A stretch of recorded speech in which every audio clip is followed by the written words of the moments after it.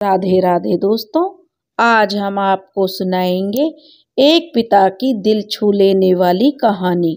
अगर आप हमारे चैनल पर नए हैं तो प्लीज़ हमारे चैनल को सब्सक्राइब करें, वीडियो को लाइक करें और शेयर करें। दिनेश अमेरिका में रहता था और अमेरिका में ही उसने एक अमेरिकन लड़की से विवाह किया था। अपने पिता के जन्मदिन पर अपने दोनों बच्चों को उसने बड़ी मुश्किल से हिंदी में सिखाया था, दादू आपको जन्मदिन की ढेर सारी शुभकामनाएं। क्योंकि वे हिंदी समझते तो थे दिनेश के बच्चे, लेकिन वो बोलने में अटक जाते थे, ताकि दिनेश के पिता को लगे कि अपने पोते पोती के मुंह से जन्मदिन पर जब वो शुभकामनाएं देंगे तो उनके दादाजी खुश हो जाएंगे। क्योंकि अमेरिकी परिवेश में पले बढ़े दिनेश के दोनों बच्चे हिंदी भाषा बोल नहीं पाते थे।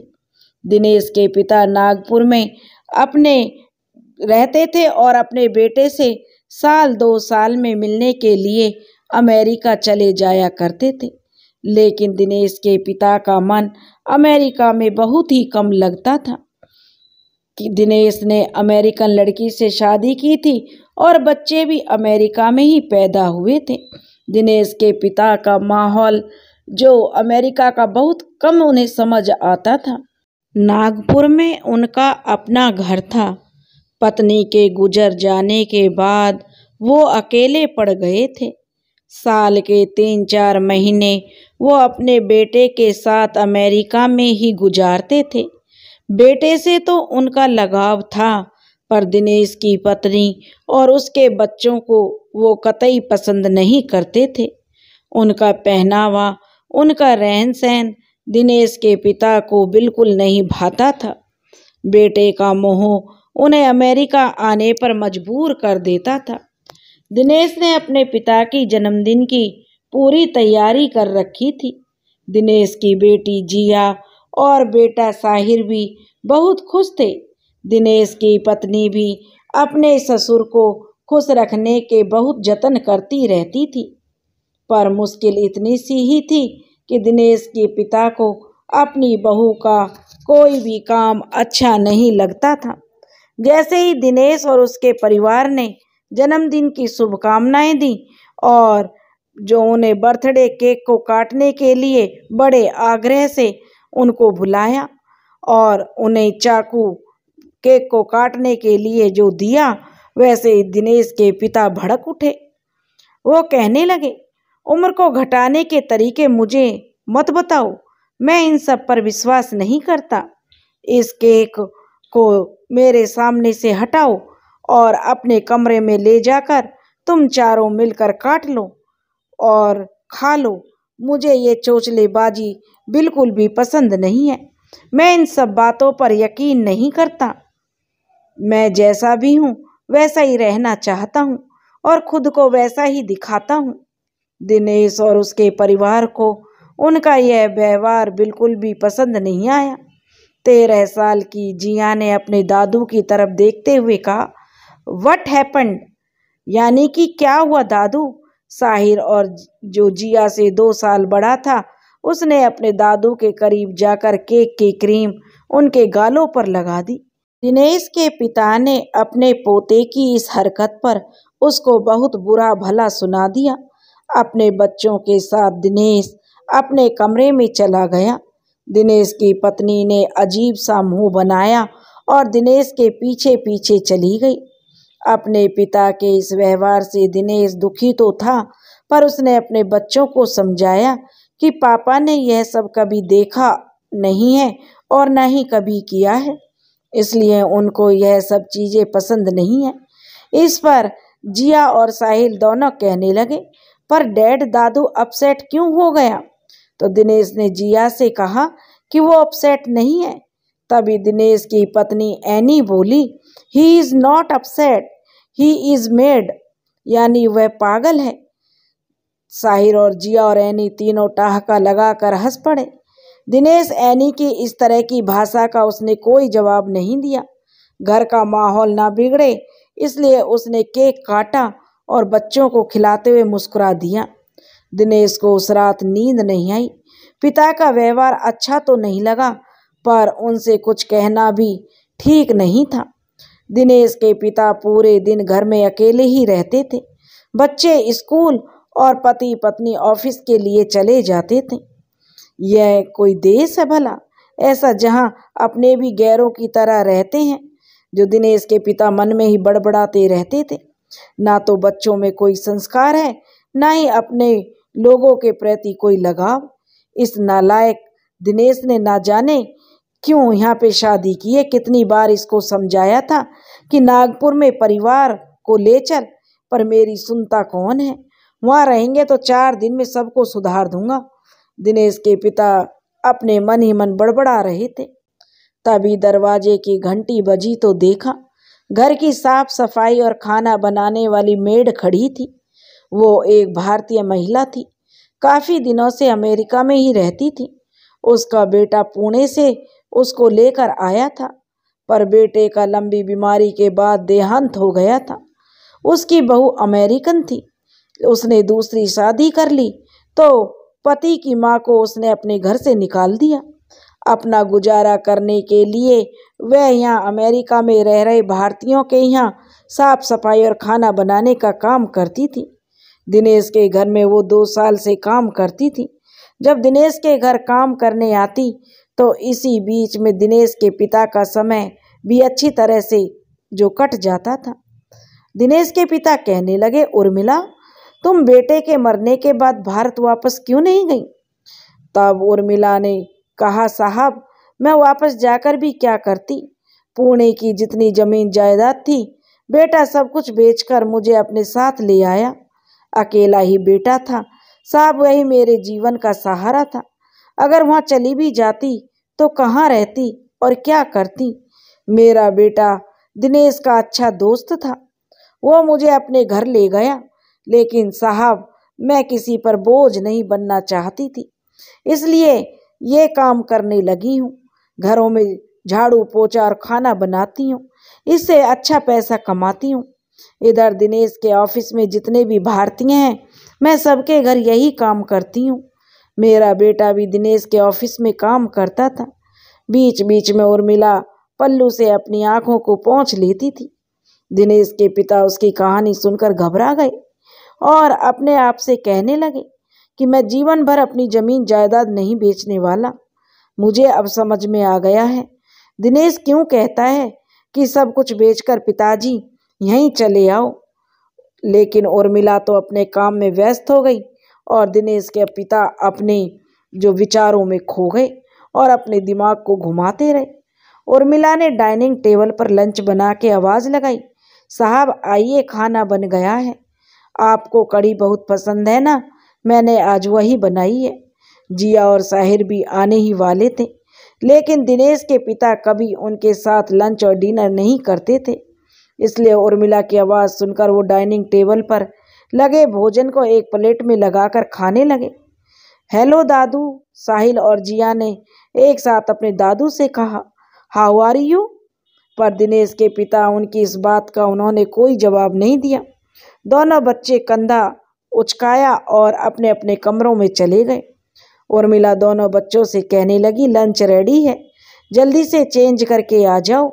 दिनेश के पिता ने उर्मिला से कहा, उर्मिला मेरा चश्मा नहीं मिल रहा, जरा देखो कहाँ रख दिया मैंने। उर्मिला ने कहा, साहब वो तो मैंने जिया के कमरे में देखा था। दिनेश के पिता खाना खाकर जिया के कमरे की तरफ गए। दरवाज़ा खोलकर जैसे ही 2 कदम बढ़ाए वैसे ही जिया उन पर चीख पड़ी, how dare you without knock you are enter my room, यानी बिना दस्तक दिए तुम्हारी हिम्मत कैसे हुई मेरे कमरे में प्रवेश करने की। आउटसाइड यानी बाहर निकलो, देखते नहीं मैं कपड़े बदल रही हूँ। दादू आपको इतनी भी तमीज़ नहीं है, किसी के कमरे में घुसने से पहले दरवाज़ा खटखटा दिया करें। जिया कपड़े तो पहले ही बदल चुकी थी, न जाने किस बात का गुस्सा वह अपने दादू पर उतार रही थी। दिनेश के पिता अपनी पोती के इस हरकत से सख्ती में आ गए और वो बिल्कुल मौन हो गए, अवाक रह गए कि ये क्या सुन रहा हूँ। जैसे उनके जवान को लकवा मार गया। जिया इतनी तेज चीखी थी कि उर्मिला और साहिल भी जिया के कमरे में आ गए थे। दिनेश के पिता की आंखों में आंसू आ गए। वो डगमगाते कदमों से जिया के कमरे से बाहर निकल आए। उर्मिला ने उनका चश्मा उठाया और जिया के कमरे से बाहर आकर दिनेश के पिता को दे दिया।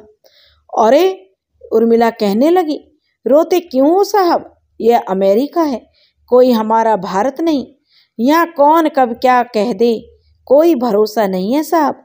आप परेशान ना होइए, कोई ऐसी बात नहीं है। वो अभी स्कूल से आई है, थक गई होगी, इसलिए ऐसा मुंह से उसके निकल गया होगा। अब मैं चलती हूँ साहब, आप आराम करिए। तभी दिनेश के पिता बोले, उर्मिला ठहरो। और वो उर्मिला को रोकते हुए कहा दिनेश के पिता ने कि मेरे सूटकेस को में जो सामान रखा है उसे अब ले चलो। तो उर्मिला कहने लगी, कहाँ साहब, अब चलो। वो कहने लगी, कहाँ साहब? तो दिनेश के पिता कहने लगे, उर्मिला इस घर में अब मैं एक पल भी नहीं रह सकता। उर्मिला कहने लगी, साहब अभी आप कहाँ जाएंगे? उर्मिला ने दिनेश के पिता की तरफ देखते हुए कहा था। जिया और साहिल भी वहीं खड़े थे। तो दिनेश का पिता बोला, जहन्नुम में चला जाऊंगा, पर यहाँ नहीं रुक सकता उर्मिला। लेकिन साहब, उर्मिला कहने लगी, दिनेश और उनकी पत्नी को तो आने दीजिए। उर्मिला ने फिर से दिनेश के पिता से कहा, तुम बैग उठाती हो या मैं ही उठा लूं? तो उर्मिला कहने लगी, अरे साहब, इतने बड़े शहर में कहाँ जाओगे? तो दिनेश का पिता बोला, इस शहर में कोई होटल तो होगा, वहीं रुक लूंगा और 2-4 दिन में नागपुर चला जाऊंगा।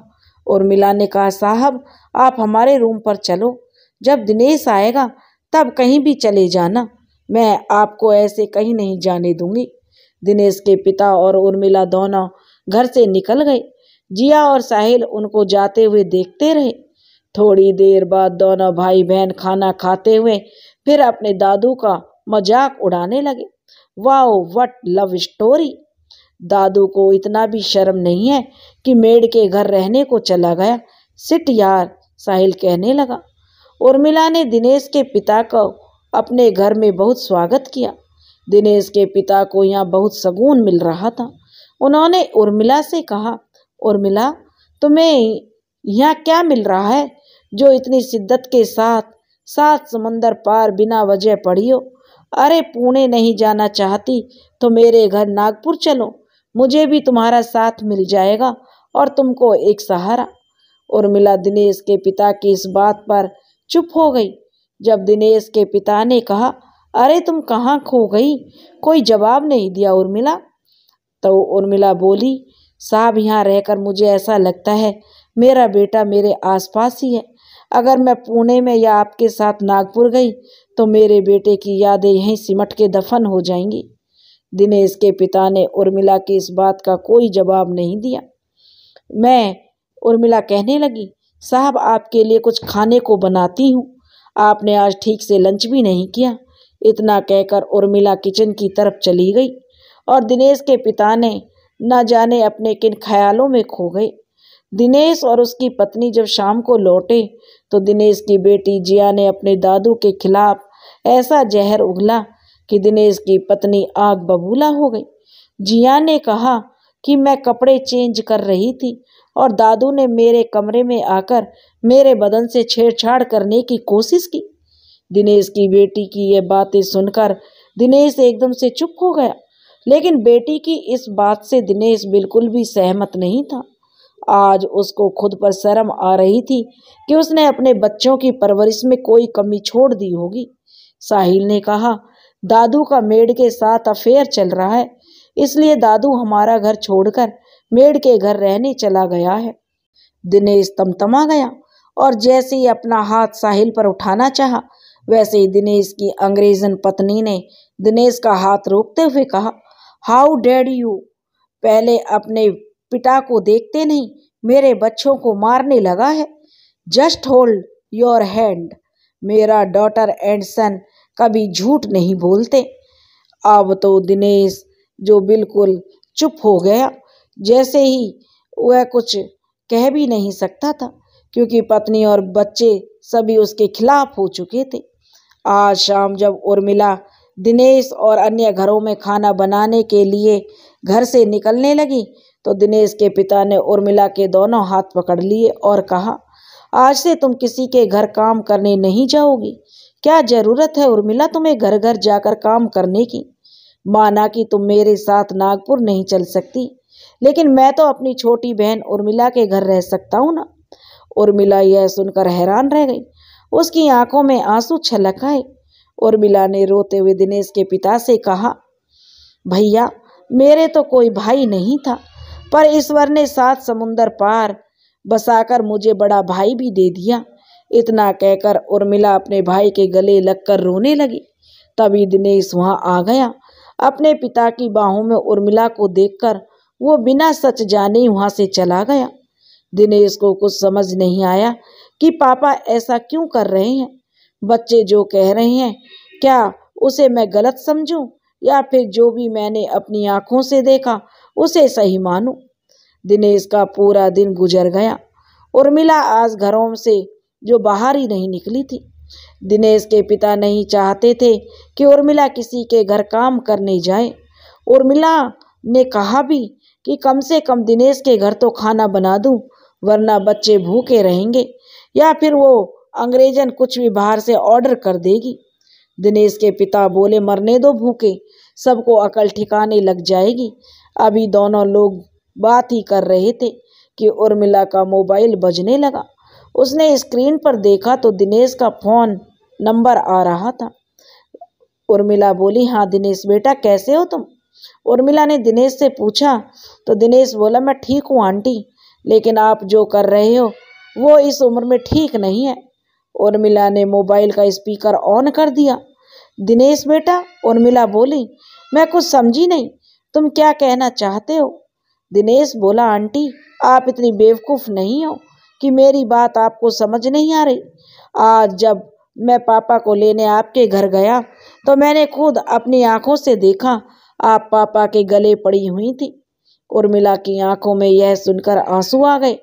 दिनेश के पिता दिनेश की सब बातें सुन रहे थे। उन्होंने उर्मिला के हाथ से मोबाइल ले लिया और दिनेश पर बिफरने लगे और कहने लगे, क्या बोल रहा है तू, जो मुंह में आया बक रहा है।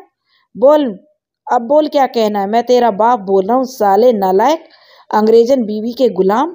तुझे यही संस्कार दिए थे मैंने कि तू इस बुढ़ापे में मुझ पर और उर्मिला बहन पर शक कर रहा है। जरा खुद के परिवार को तो देख, क्या हो रहा है तेरी फैमिली में।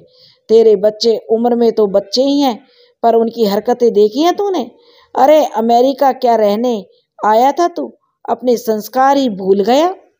तुझ जैसे मूर्ख इंसान से मुझे यही उम्मीद थी। तेरे घर रहने से तो अच्छा है दिनेश, मैं उर्मिला बहन के घर रह लूँगा। आज के बाद कभी उर्मिला बहन पर उंगली उठाई तो दिनेश मुझसे बुरा कोई नहीं होगा। दिनेश अपने पिता की बातें सुनकर उसने कुछ जवाब नहीं दे पाया और दिनेश ने फ़ोन काट दिया। दिनेश की आंखें खुल गईं। अभी तक वो अपने पिता के बारे में गलत सोच रहा था, लेकिन अब उसके कानों में पिता के वो शब्द उर्मिला बहन ही गूंज रहा था। दिनेश अपने घर बीवी बच्चों के होते हुए भी अपने आप को अकेला महसूस कर रहा था। दोनों बच्चे अपनी माँ के मुताबिक चलते थे। तभी दिनेश का बेटा साहिल बोला, डैडी मुझे भूख लगी है, क्या आज हमारी मेड नहीं आएगी। दिनेश कहने लगा, no see on leave today. तब तक दिनेश की बेटी भी आ गई और किचन में जाकर खाना तलाशने लगी। उसने देखा सभी बर्तन खाली हैं तो उसका गुस्सा 7वें आसमान पर पहुंच गया। शिट यार, अभी तक वो खाना पकाने वाली मेड नहीं आई। उस मेड को अभी अपने घर में पापा नहीं बुलाने का। उसने दादू को भी अपने चक्कर में फंसा लिया है। देखो अभी तक डिनर रेडी नहीं है। मुझे तेज भूख लगा है और भूख लगा है तो जाकर आग भर ले मुंह में। तभी दिनेश ने अपने बच्चों से गुस्से में कहा। तभी दिनेश की पत्नी अपने कमरे से बाहर आ गई और उसको देखते ही दिनेश की जुबान बंद हो गई। दिनेश की पत्नी ने कहा, तुम्हारा पिता बहुत घटिया इंसान है, नौकरानी को लेकर इधर से भाग गया। तुम सब इंडियन ऐसा ही होता है क्या। जैसे ही दिनेश ने अपनी पत्नी की बात सुनी तो वो आग बबूला हो गया। जस्ट सेटअप, वो मेरा फादर है, उनके लिए रिस्पेक्ट से बात करो वरना बहुत बुरा हो जाएगा। दिनेश की पत्नी बोली, यू शट अप, अगर तुमको भी अपना डैडी का साथ यूं जाना है तो जाओ, बट मेरा बच्चों से जो कायदे से और तमीज से बात करो। पत्नी की कड़क आवाज ने एक बार फिर से दिनेश की जुबान पर ताला लगा दिया। दिनेश दो राहे पर खड़ा था, एक तरफ भारतीय पिता के संस्कार से बंधा, दूसरी तरफ विदेशी पत्नी और अपने बच्चे। समझ नहीं पा रहा था वह कि वह करे तो क्या करे। पापा की वजह से आज उसकी गृहस्थी टूट रही थी, तो कभी सोचता पत्नी की वजह से वो अपने पिता से दूर हो रहा है। किसी तरह उसने पत्नी और बच्चों को समझा लिया और पापा को अपने घर लाने की बात भी कर ली। दिनेश की पत्नी ने कहा, देखो अगर तुम्हारा डैडी इधर रहने को मांगता है तो उर्मिला इधर नहीं रहेगा, वो लंच और डिनर बनाकर अपना घर जाएगा। दिनेश ने कहा, भला उर्मिला आंटी यहाँ क्यों रहेगी, उनका अपना घर नहीं है क्या? जैसे वह पहले इधर आती थी वैसे ही अब भी काम करने ही आएंगी। तभी दिनेश की बेटी बोली, मम्मी वो ओल्ड मैन को उधर ही रहने दो, वो मुझे भी पसंद नहीं, उसका आइज मुझे अच्छा नहीं लगता। उस दिन वो मेरा रूम नॉक भी नहीं किया और अंदर घुस आया। मैं कपड़ा बदल रहा था। डैडी को अगर उनको रखना है तो मुझे बोर्डिंग में भेज दो।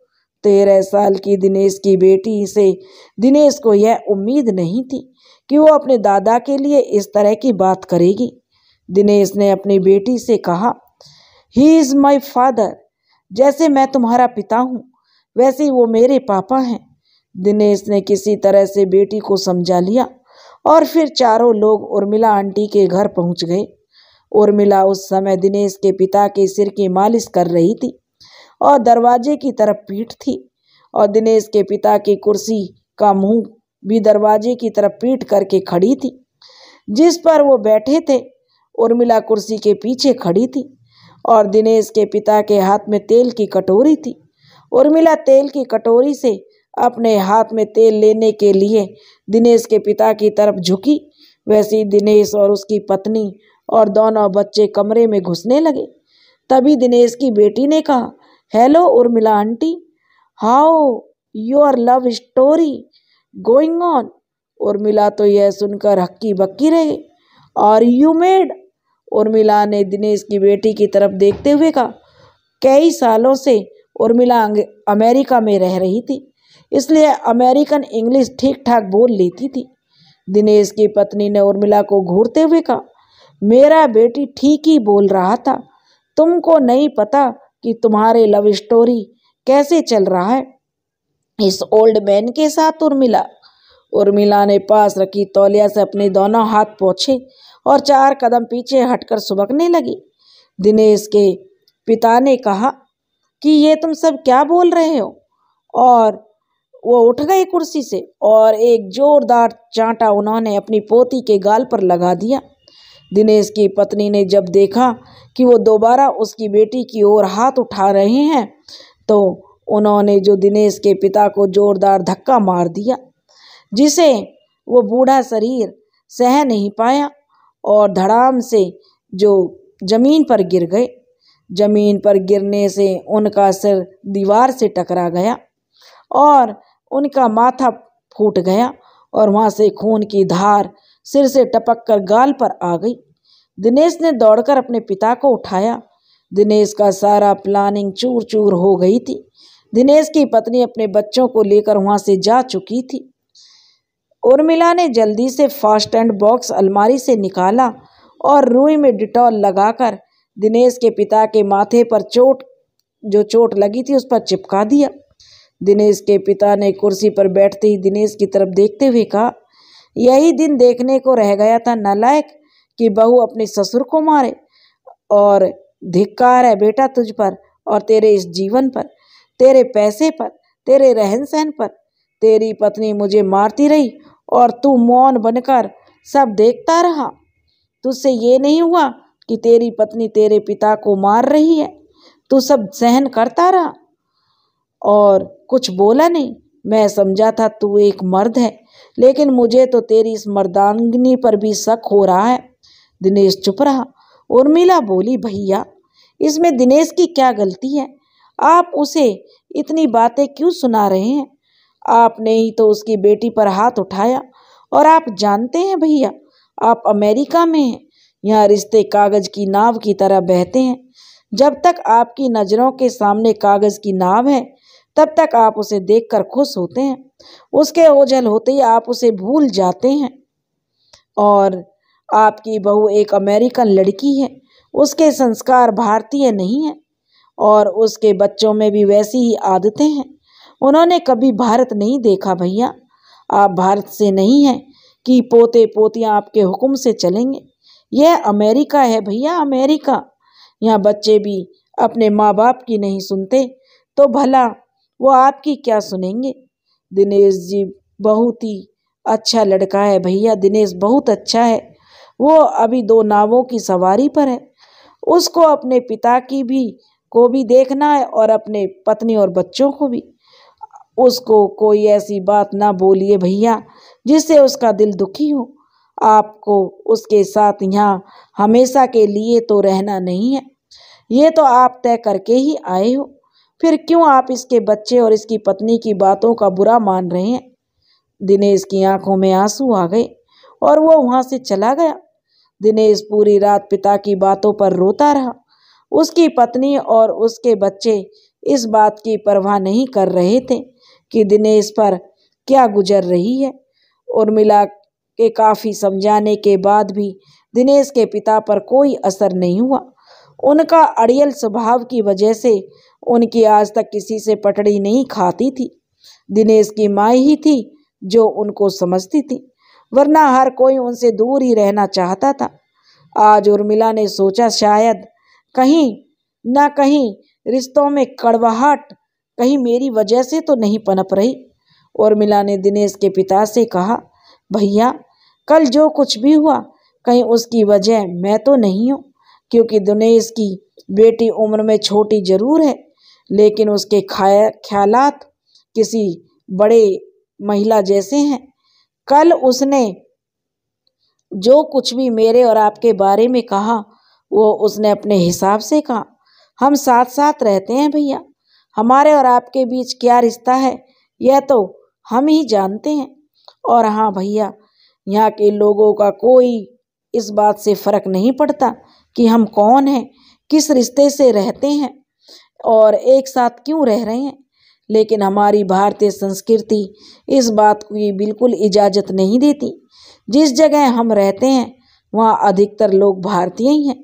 मैं चाहती हूँ भैया मेरी वजह से आपको कोई कुछ ना कहे, और साथ ही साथ मैं ये भी चाहती हूँ मुझे भी यहाँ का भारतीय समाज आपकी वजह से बुरा भला ना कहे।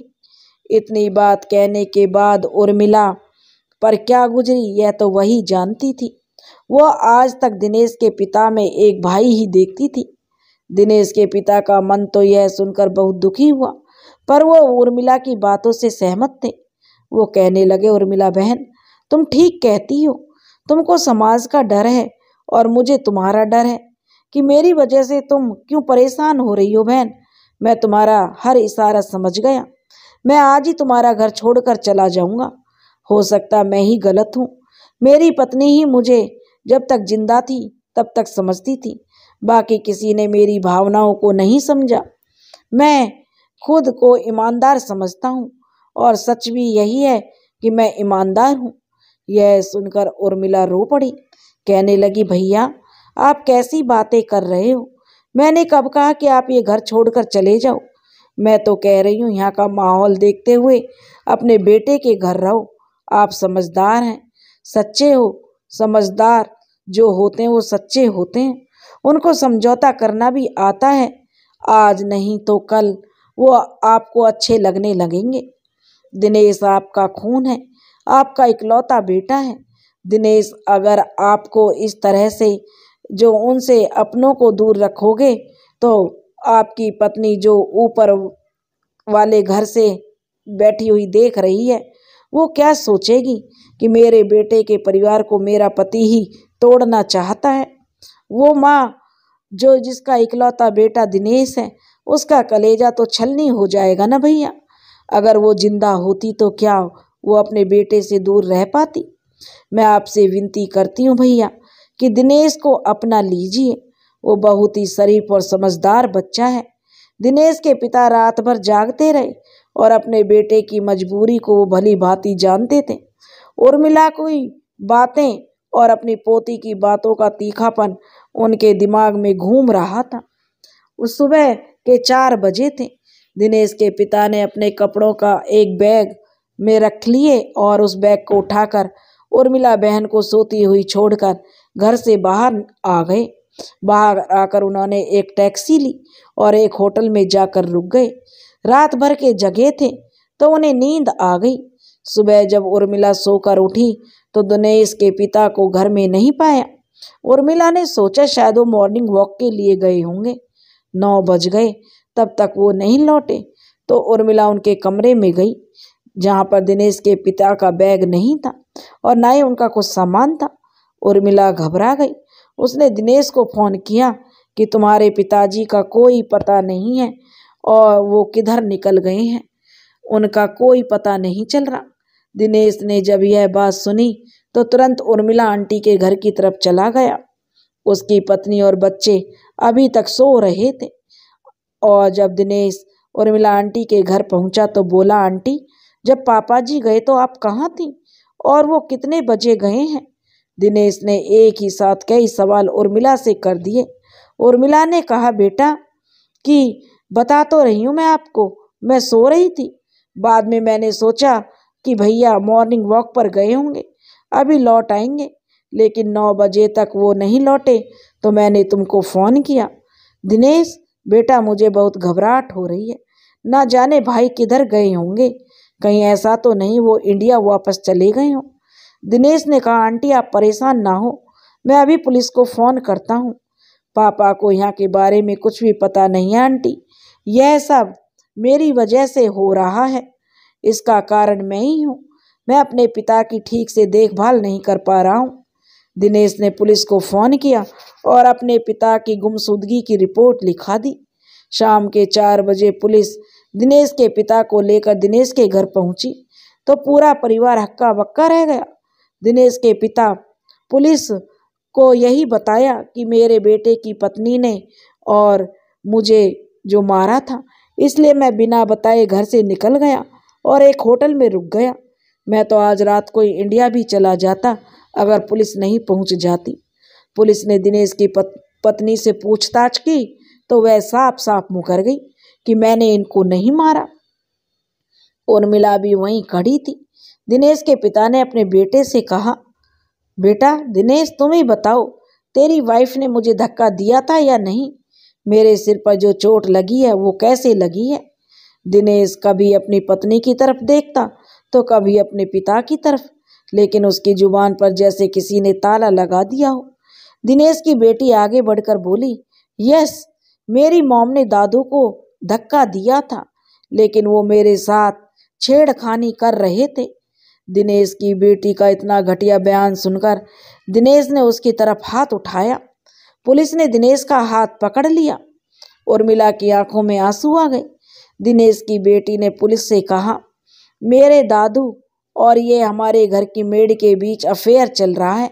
मॉम को यह सब ठीक नहीं लगा तो दादू को बोला कि आप इधर से निकल जाओ। दादू मेड के घर रहने लगा।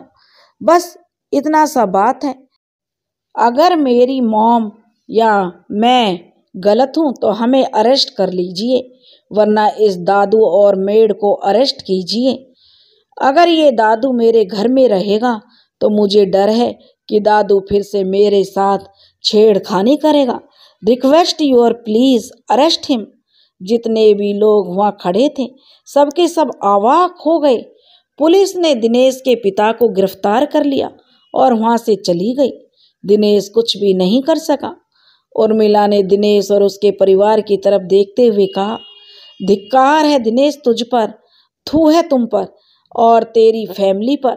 एक पिता कुछ दिन के लिए अपने बेटे और उसके परिवार से मिलने आया और तुम लोगों ने उस पर झूठे इल्जाम लगा दिए। शर्म नहीं आती तुम लोगों को? अरे दिनेश, डूब मर तू चुल्लू भर पानी में। लानत है ऐसी घटिया औलाद पर। दिनेश की बेटी उर्मिला को देखकर हंस रही थी। ए ओल्ड मेड, तुझे भी तेरे आशिक के साथ जेल जाने का है तो बोल, तुझे भी उसके साथ भेजने का इंतजाम करती हूँ मैं। दिनेश ने उर्मिला आंटी के पांव पकड़ लिए और रोने लगा। कहने लगा, आंटी मुझे माफ़ कर दो। उर्मिला ने कोई जवाब नहीं दिया और बिना कुछ बोले ही उनके घर से वापस अपने घर चली गई। दिनेश ने उर्मिला के दोनों कंधे पकड़े और उर्मिला के साथ चलने लगा।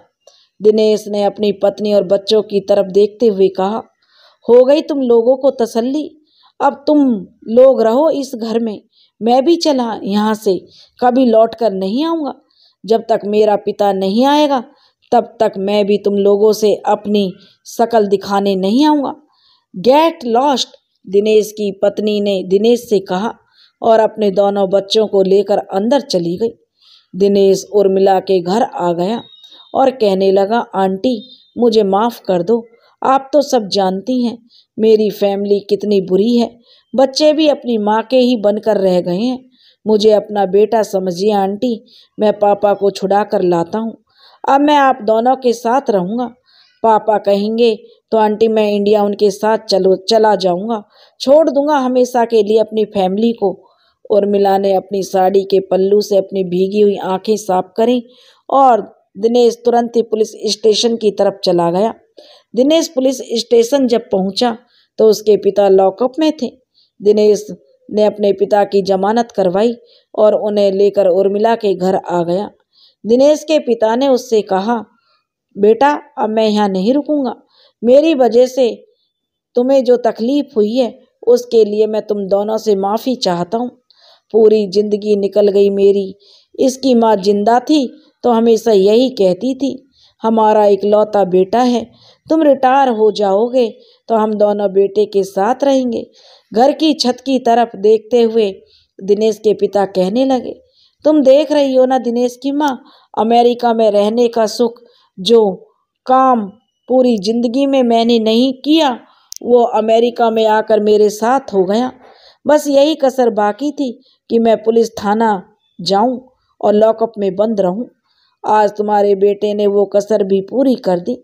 यहाँ आकर एक बहन मिली, वो भी अपनी बदनामी के डर से मुझे अपने यहाँ नहीं रख सकती। उर्मिला ने दिनेश के पिता से कहा, भैया ऐसी बात क्यों कर रहे हैं आप? मैं तो बस यही चाहती थी आप दिनेश के साथ रहें। अगर आप मेरे बारे में गलत सोच रहे हैं तो मैं आज ही आपके साथ इंडिया चलने को तैयार हूँ। दिनेश का घर ना टूटे, मैं तो बस इतना चाहती थी। आप देखिए ना दिनेश कितना परेशान है। कमी दिनेश में नहीं है भैया, बल्कि यहाँ के कल्चर में है। मैं इसके परिवार को कोई दोष नहीं दे रही, बात इसकी पत्नी की भी है। वो एक अमेरिकन औरत है, जैसे उसकी परवरिश हुई है वैसे ही वो अपने बच्चों की परवरिश कर रही है। देखा जाए तो भैया दोष किसी का नहीं है, लेकिन फिर भी इसका परिवार बिखर गया है। आप चाहते हैं दिनेश इस सब ड्रामे की वजह से अपने परिवार को छोड़ दे? तो दिनेश बेचारा चुपचाप खड़ा रहा। दिनेश के पिता बोले, मैं फिलहाल भारत जाऊंगा, क्योंकि इस बुढ़ापे में मेरी पोती मुझ पे गलत इल्जाम लगाए, यह मेरे लिए डूब मरने जैसी बात है। दिनेश बोला, पापा आप परेशान ना होइए, आपका कहना बिल्कुल ठीक है। मैं भी आपके साथ घर ले जाना चाहता हूँ। अगर आपका फैसला है कि आप वापस इंडिया जाएंगे तो मैं भी आपके साथ चलूँगा। इस फैसले से पूरी तरह मैं सहमत हूँ, लेकिन मैं अब यहाँ नहीं रहूँगा, दिनेश के पिता कहने लगे। और मैं भी आपके साथ, दिनेश कहने लगा, इंडिया चलना चाहता हूँ। मैं आज ही तलाक के पेपर रेडी करता हूँ पिताजी, और उसके बाद मैं भी यहाँ नहीं रहूँगा। मेरे लिए आपसे बढ़कर मेरा परिवार नहीं है पिताजी, मेरा परिवार तो आप हैं। अभी ये सब बातें चली रही थी कि अचानक दिनेश की बेटी का फ़ोन आया। दिनेश की बेटी ने कहा, हेलो पापा, जो मम्मी स्लिप कर गई है, आप जल्दी से घर आ जाओ, मम्मी को बहुत ब्लीडिंग हो गई है, हेड इंजरी की वजह से बहुत ब्लड निकल गया है, मैंने एम्बुलेंस को कॉल कर दी है, आप जल्दी से घर आओ। पापा आप जल्दी आ जाओ। इतना कहने के बाद वो तेज तेज रोने लगी। अपनी बेटी की बात सुनकर दिनेश घबरा गया और अपने पिता से कहा, पिताजी मेरी वाइफ को बहुत चोट आई है। उर्मिला ने कहा, खड़ा खड़ा मेरा मुंह क्या देख रहा है, जल्दी से घर चल, मैं भी तेरे साथ चलती हूँ। और उर्मिला और दिनेश के पिताजी ये सुनकर उन्हें भी अच्छा नहीं लगा और वो भी दिनेश के साथ चल दिए। दिनेश की पत्नी को एम्बुलेंस से हॉस्पिटल जा चुकी थी। दिनेश, उर्मिला और दिनेश के पिता सीधे अस्पताल ही पहुंच गए। दिनेश की बेटी ने दौड़कर अपने पिता को पकड़ लिया और फबक फबक कर रोने लगी। दिनेश ने उसको अपने से अलग किया और डॉक्टर से बात करने लगा। इस समय दिनेश की पत्नी आईसीयू में थी। डॉक्टरों ने बताया कि उसका सिर फट चुका है और काफ़ी खून बह गया है। डॉक्टर उसके ऑपरेशन की तैयारी कर रहे थे। उर्मिला और दिनेश के पिता आंखें बंद करके भगवान से प्रार्थना कर रहे थे। दिनेश की बेटी ने अपने दादू को तरफ देखा तो वो बिल्कुल चुपचाप हो गई। उसका मुंह से बोल नहीं निकला। वो लगातार अपने दादू को देख रही थी कि वो भगवान से प्रार्थना कर रहे हैं, तो उसकी आंखों में आंसू आ गए। वो मन ही मन बहुत पछता रही थी कि मैंने इनके साथ अच्छा नहीं किया, लेकिन वो अपनी बात उनसे कह नहीं पाई और उनकी बगल में पड़ी कुर्सी पर बैठ गई और अपनी मम्मी के लिए भगवान से प्रार्थना करने लगी। दिनेश की पत्नी की हालत गंभीर थी। गहरी चोट के साथ साथ उनकी रीढ़ की हड्डी भी टूट गई थी। दिनेश के बच्चों का रो रो कर बुरा हाल था। दिनेश भी काफ़ी उदास था। उर्मिला ने दिनेश के पिता से कहा, भैया आप इतना क्यों परेशान हैं? आपको तो भारत वापस जाना है ना, तो जाइए ना आप। दिनेश के पिता उर्मिला की बात सुन भी रहे थे और समझ भी रहे थे। वो अपने बेटे के पास गए जो अपने बच्चों को डांडस बंधा रहा था। दिनेश के पिता ने दिनेश के कंधे पर हाथ रखा और बोले, परेशान ना हो बेटा, तेरी पत्नी ठीक हो जाएगी। दिनेश खड़ा हो गया और बोला, पापा जी मुझे माफ़ कर दीजिए और भगवान से प्रार्थना कीजिए कि इन बच्चों के सिर पर इनकी माँ का साया बना रहे। पापा जी मैं जानता हूँ ये बच्चे उस संस्कार से महरूम हैं जो आपने मुझे दिए थे। मैं वो संस्कार इनको नहीं दे पाया। दिनेश के पिता ने अपनी पोती और पोते की तरफ गए और उनके भी सिर पर हाथ रखते हुए बोले, आप दोनों बिल्कुल नहीं रोना, तुम्हारी मम्मी को कुछ नहीं होगा, वो थोड़ी ही देर में ठीक हो जाएंगी। दिनेश की बेटी को पता नहीं कहाँ से सद्बुद्धि आ गई। वो अपने दादू के पैरों में गिरकर रोने लगी। दिनेश के पिता ने कहा, चल उठ जा और रोना बंद कर, चल हम सब मिलकर तेरी मम्मी को ठीक करने के लिए भगवान से प्रार्थना करते हैं। उर्मिला सहित सभी लोग भगवान से प्रार्थना कर रहे थे। दिनेश चुपचाप खड़े होकर अपनी बेटी को देख रहा था। दिनेश सहित पूरा परिवार यही कामना कर रहा था, किसी तरह से दिनेश की पत्नी ठीक हो जाए। दोनों बच्चे रो रो कर परेशान थे कि दिनेश का बेटा अपने दादू से बोला, dad pray from my mom. Dinesh की बेटी आज तो बिल्कुल ही बदल गई थी। आज न जाने कितनी बार वो दादू को सॉरी बोल चुकी थी। उर्मिला बोली, अब माफ़ भी कर दो भाई इनको, ये तो मासूम है और आपके पोते पोती हैं। दिनेश के पिता ने दोनों बच्चों के सिर पर हाथ रखा और फिर दोनों को गले से लगा लिया। तभी डॉक्टर ने दिनेश से कहा, 2 यूनिट ब्लड चढ़ेगा। उर्मिला बोली, हाँ आई एम रेडी, मैं ब्लड दूंगी। दिनेश के पिता बोले, मुझे भी देना है 1 यूनिट। उर्मिला ने और दिनेश के पिता ने रक्तदान किया। ऑपरेशन शुरू कर दिया गया। सुबह के 4 बजे डॉक्टर निकला और दिनेश से कहा, she is okay now. Dinesh और उसके बच्चों ने राहत की सांस ली। दोनों बच्चों ने अपनी माँ को दूर से देखा तो दोनों की आंखें छलक आईं। दिनेश के पिता उर्मिला से बोले, जाओ उर्मिला बहन, तुम इन दोनों बच्चों को घर लेकर जाओ। तो दिनेश और मैं यहीं हॉस्पिटल में रुकते हैं। दिनेश की बेटी ने अपने दादू से कहा, दादू हम आपके बिना घर वापस नहीं जाएंगे। दिनेश के पिता बोले, हम तुम्हारी मम्मी को साथ लेकर आते हैं बेटा, आप घर चलो। दिनेश की बेटी ने दादू से कहा, आपने मम्मी को ब्लड दिया उसके लिए मैनी थैंक्स, और उर्मिला आंटी आप भी मेरे को माफ़ कर दो। उर्मिला ने मन ही मन सोचा ये कैसा जादू है? जो लड़की कल रात तक इतने घटिया इल्जाम लगा रही थी, आज वो अपने दादू की इतनी सगी कैसे बन गई? वो ऊपर वाले से धन्यवाद कह रही थी। दिनेश के पिता उर्मिला के साथ बच्चों को घर ले गए।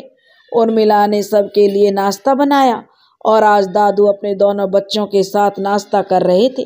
तभी अस्पताल से दिनेश का फोन आया कि उसकी पत्नी को होश आ गया है, थोड़ी कमजोर है, पर यो कल तक घर आ सकती है। दिनेश के पिता दोनों बच्चों को लेकर अस्पताल आ गए। उर्मिला भी साथ में थी। पूरा परिवार इस समय दिनेश की पत्नी को घेर कर खड़े थे। दिनेश की पत्नी को जैसे ही होश आया, वो अपने बच्चों को पुकारने लगी। बच्चे दौड़कर अपनी माँ के गले लग गए। दिनेश की बेटी ने अपनी माँ के कान में कुछ ऐसा बताया कि दिनेश की पत्नी दोनों हाथ जोड़कर अपने ससुर को जो धन्यवाद बोला, और उसके बाद उसने बोला, उसको सुनकर पूरा परिवार ही चौंक गया, हैरान रह गया, मौन हो गया एकदम से। दिनेश की पत्नी ने हाथ जोड़कर अपने ससुर से कहा, मुझे माफ़ कर दीजिए पिताजी, मुझसे गलती हो गई, मैं ऐसा कभी नहीं करूँगा। मुझे पता चल गया है पिता का महत्व क्या होता है। आप अगर इंडिया जाएगा तो मैं भी आपके साथ चलेगा। आप मेरी फैमिली हो, हम आपके साथ इंडिया चलेगा हमेशा के लिए। दिनेश ने कहा, पापा जी, इन सबको माफ़ कर दो और इनको अपना लीजिए पापा जी। पूरा परिवार खुश था। 2 दिन के बाद दिनेश की पत्नी घर आ गई। उर्मिला भी दिनेश के घर में ही अब रहने लगी थी। दिनेश के पिता ने अपने परिवार के साथ अमेरिका में खुशहाल जिंदगी बिताने लगे थे। अब पूरे परिवार में खुशियां ही खुशियां थीं। दोस्तों, आपको कहानी कैसी लगी? अपनी जो राय कमेंट्स बॉक्स में ज़रूर दीजिए। अगर आपको यह कहानी पसंद आई हो तो प्लीज़ हमारे चैनल को सब्सक्राइब, लाइक और शेयर ज़रूर करें। राधे राधे।